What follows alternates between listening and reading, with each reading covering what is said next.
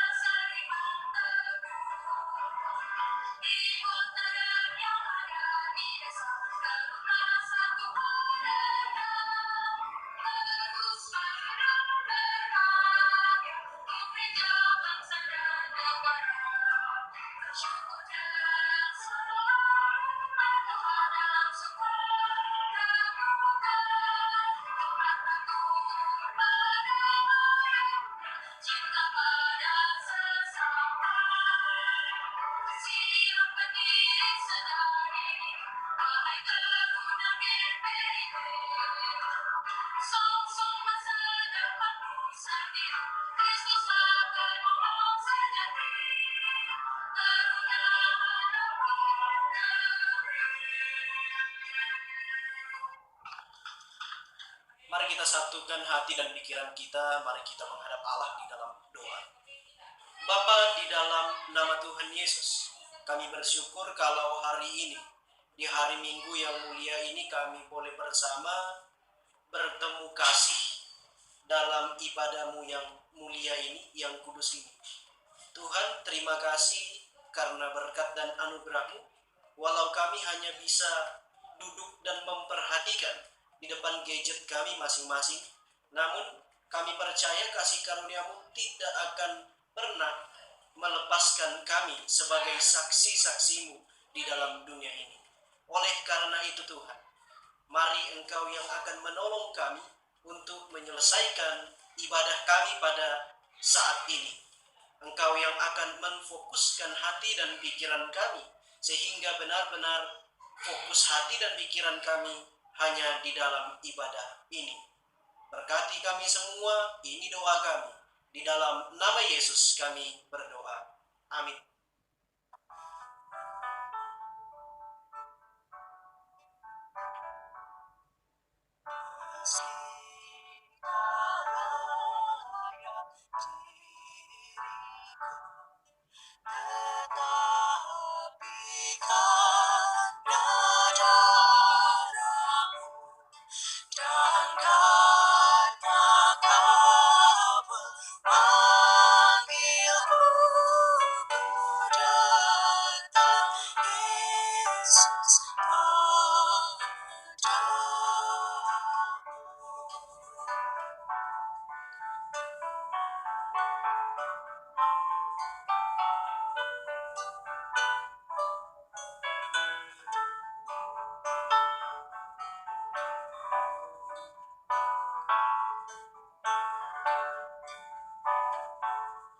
Sebagaimana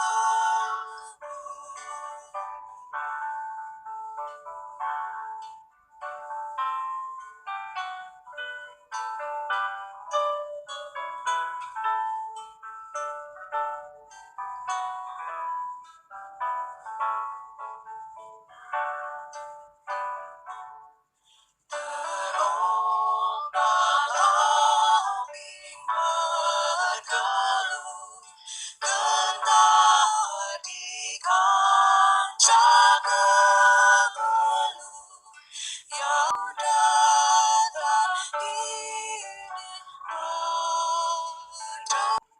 kita akan memohon bimbingan dari Roh Kudus sebelum kita membaca firman Tuhan. Mari kita berdoa.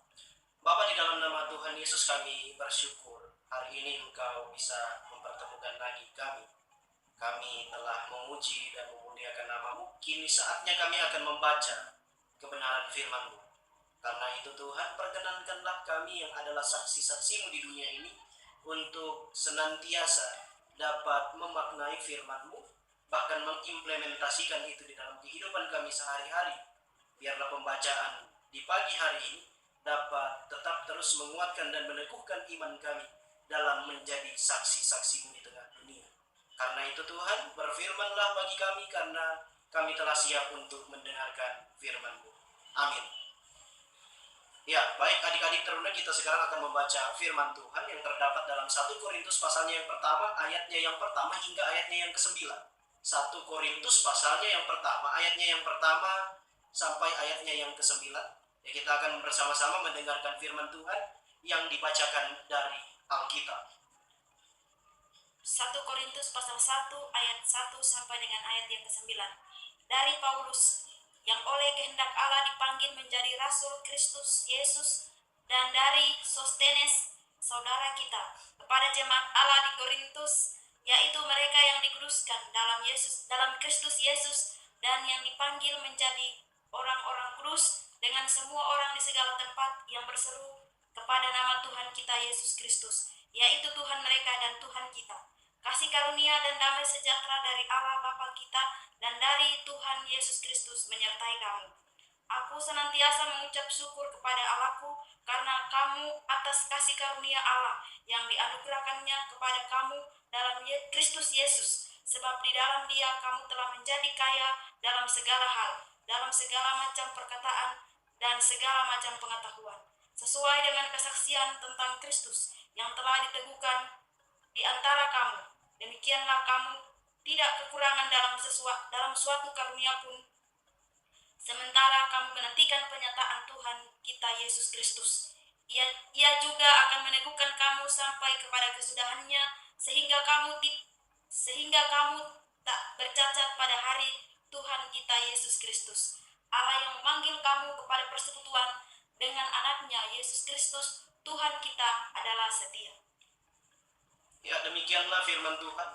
Berbahagia adik-adik teruna yang bukan hanya menjadi pendengar tetapi juga menjadi pelaku firman-Nya dalam kehidupan kita setiap hari. Oke, shalom adik-adik. Ya, terpuji nama Tuhan, kita boleh bertemu, berjumpa hari ini. Ya, walaupun kita hanya bisa bukan bertatap muka dengan yang lain, tapi adik-adik cuma bisa melihat mukanya kakak saat ini. Tapi kakak percaya bahwa adik-adik semua dalam keadaan yang sehat, dalam keadaan yang baik-baik saja. Kalaupun adik-adik dalam keadaan sakit atau dalam pergumulan masalah apapun, kakak berdoa supaya adik-adik cepat sembuh dan adik-adik dapat jalan keluar untuk melalui masalah tersebut. Oke adik-adik, mari kita lihat bacaan kita pada hari ini mengenai surat 1 Korintus dari Rasul Paulus. Dan Rasul Paulus mengirimkan surat kepada jemaat yang ada di Korintus.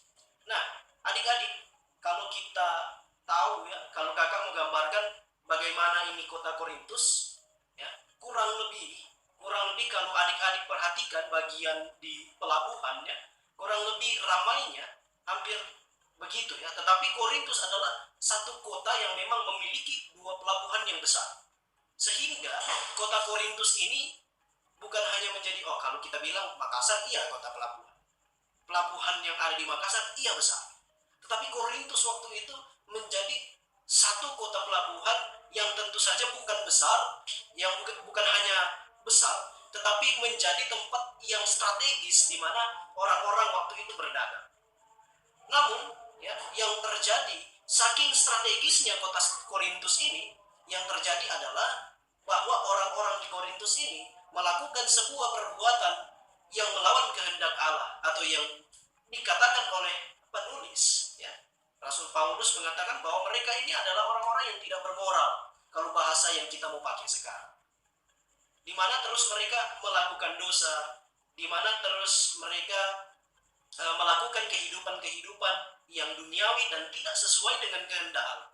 Maka daripada itu adik-adik, Rasul Paulus menuliskan surat ini sebagai peringatan dan juga panduan bagi orang-orang Korintus, bagi orang-orang yang percaya kepada Kristus yang ada di jemaat di Korintus, supaya mereka dapat melihat, mengikuti, mendengar apa yang menjadi kehendak Allah di dalam kehidupan mereka. Nah, kalau kita melihat di ayat-ayat yang pertama di dalam kitab, di dalam pembacaan kita ini, Rasul Paulus menyapa orang-orang yang ada di Korintus tersebut. Dia menyapa bahwa kita harus senantiasa, bukan kita harus senantiasa, mohon maaf adik-adik, Rasul Paulus mencoba menyapa orang-orang yang ada di Korintus bahwa kamu itu adalah orang-orang yang telah dikuduskan Allah. Bukan orang-orang Korintus yang menguduskan dirinya sendiri, tetapi mereka adalah orang-orang yang dikuduskan oleh Allah. Nah, ketika mereka adalah orang-orang yang dikuduskan oleh Allah, maka Rasul Paulus ingin menyampaikan makna yang tersirat di dalam perkataannya ini.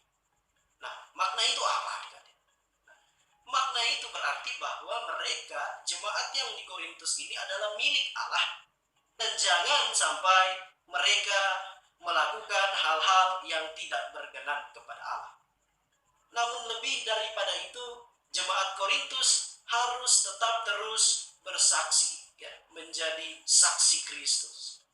Namun bersaksi bagi Kristus yang kakak maksudkan, yang ada juga di jemaat Korintus, yang Paulus maksudkan dalam suratnya itu, bukan dijadikan beban, bukan dijadikan beban. Saya orang Kristen, saya pengikut Kristus. Habis itu, saya mau bersaksi, saya nanti begini, saya nanti begitu. Tetapi Paulus ingin menekankan di sini kepada jemaat yang ada di Korintus bahwa mereka harus mengucap syukur ketika mereka telah menjadi saksinya Kristus. Nah, yang jadi pertanyaan penting kan di pagi hari ini buat adik-adik sekalian, apakah kita semua telah menjadi saksinya Kristus? Oh iya kak, saya sudah lahir Kristen. Oh iya kak, saya orang tua saya Kristen, saya pun Kristen, saya sekolah di sekolah Kristen, mungkin ada yang sekolah di Apendik Nah, ada Tetapi lebih daripada itu, pertanyaannya, pengalaman-pengalaman apa ketika adik-adik telah menjadi saksi-saksi Kristus yang adik-adik punya, untuk tentu saja menguatkan iman adik-adik. Coba adik-adik merenungkan kembali. Saya sebagai saksi Kristus, saya sebagai orang Kristen, saya punya experience apa dengan Allah? Saya punya pengalaman yang seperti apa? Sehingga ketika kita merenungkan kembali, kita melihat bahwa pengalaman saya menjadi saksi Kristus, saya bukan menjadi orang yang tidak tahu bersyukur. Ternyata mengikut Yesus bukan menjadi suatu beban buat saya. Walaupun ingat adik-adik, mengikut Yesus bukan artinya memiliki jalan hidup yang enak-enak saja.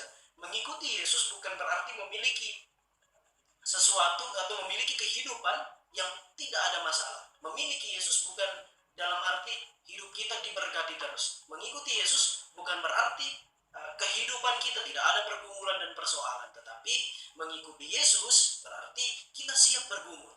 Kita siap ada dalam masalah. Kita siap ada sakit penyakit. Tetapi di balik itu semua, kita percaya bahwa Ia tidak akan pernah meninggalkan kita. Nah, adik-adik yang dikasihi oleh Tuhan kita Yesus Kristus, adik-adik teruna, bagaimana keadaannya di rumah? Di masa-masa corona ini, kakak lihat dalam berita-berita Makassar masih jadi zona merah. Nah, bagaimana adik-adik mau bersikap saat ini sebagai saksi-saksi Kristus? Kakak pernah bilang di sektor pelayanan 5, menjadi saksi Kristus tidak perlu menceritakan bahwa saya orang Kristen, saya pengikut Yesus. Tidak perlu, tetapi adik-adik memiliki kehidupan. Nah, kehidupan adik-adik itu adalah surat yang terbuka, adalah Alkitab yang terbuka. Ketika orang lain melihat kehidupan adik-adik, memang tahu nih, tidak tahu nakal di sekolah itu. Memang tahu nih, bagus tuh nilainya. ih memang bagus tahu apa, dia ikut ekskul pramuka, dia ikut ekskul basket, dia jadi anak yang berprestasi. Maka yang dipuji bukan hanya diri kita, dan ingat kita ya, maksudnya kita tidak boleh sombong dengan karunia yang ada, tetapi mereka akan melihat, wih tahu, memang orang Kristen seperti itu. Oh memang saksi Kristus seperti itu. Sehingga karya penyelamatan Kristus yang membuat kita berstatus sebagai saksi Kristus tidak sia-sia.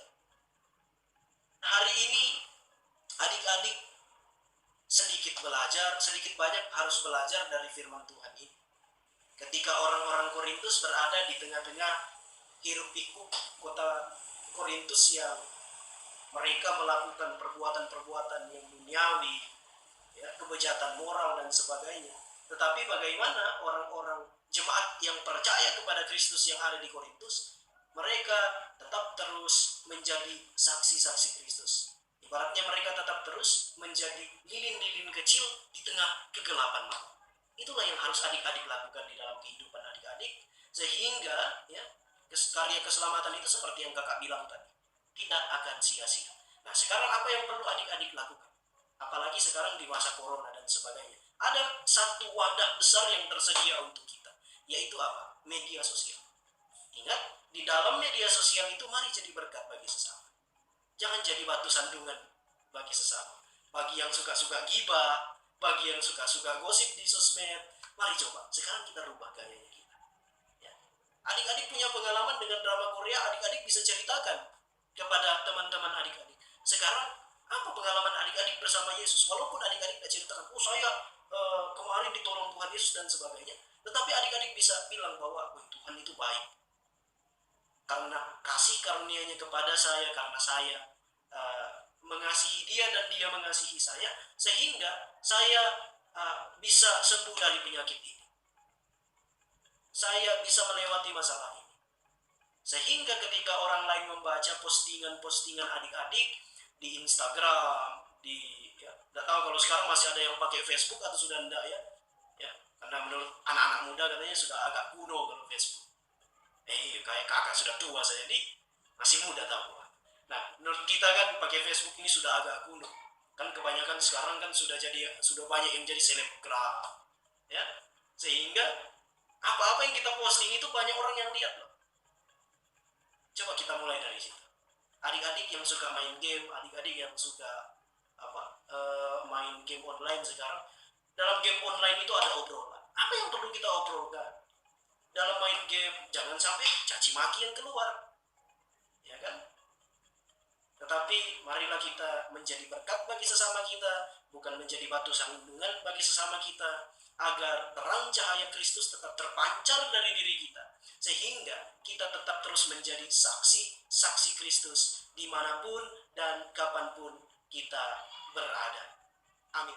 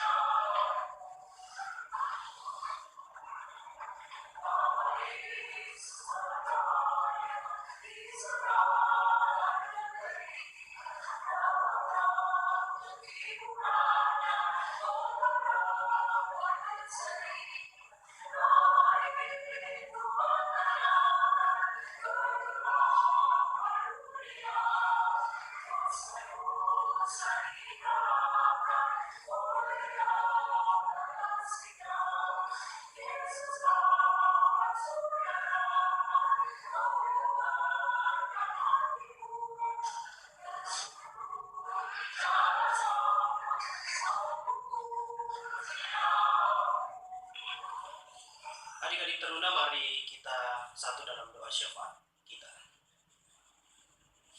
Terpujilah Engkau yang telah membuat kami menjadi saksi-saksi-Mu di dunia ini, sehingga kami telah belajar banyak dari firman-Mu di pagi hari ini untuk tetap terus memegang teguh status kami sebagai orang-orang yang telah dikuduskan oleh-Mu.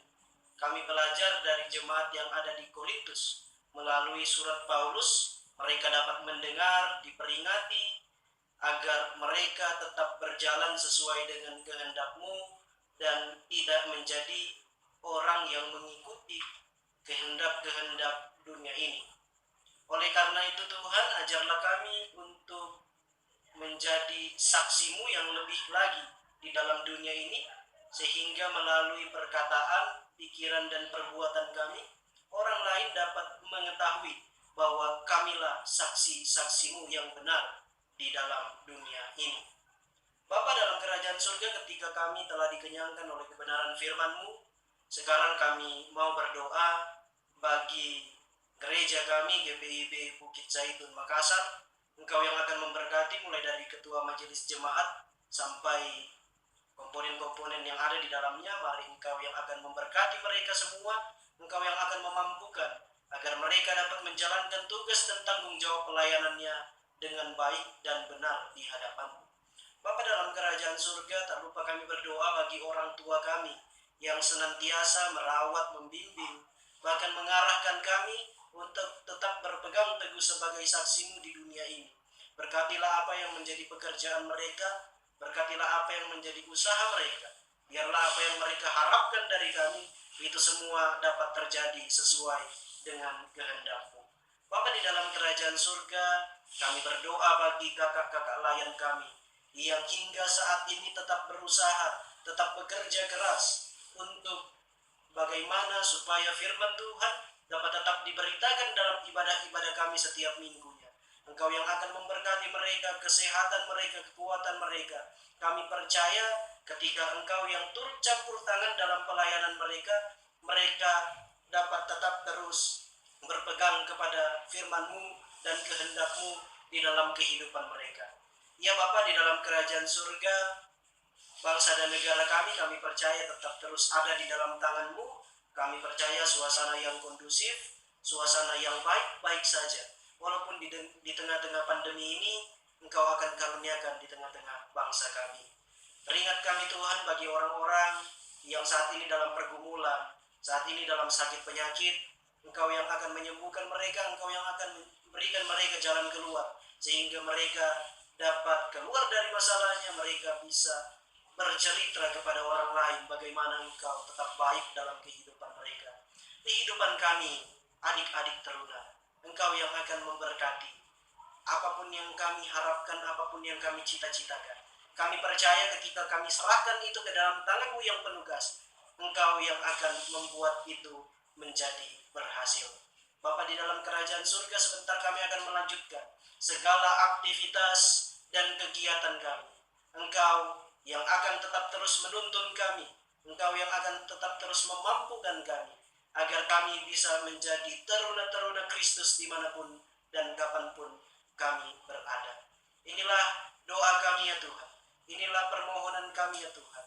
Hanya di dalam nama Tuhan Yesus Kristus yang telah mengajar kami berdoa bersama-sama. Bapa kami yang di sorga, dikuduskanlah nama-Mu.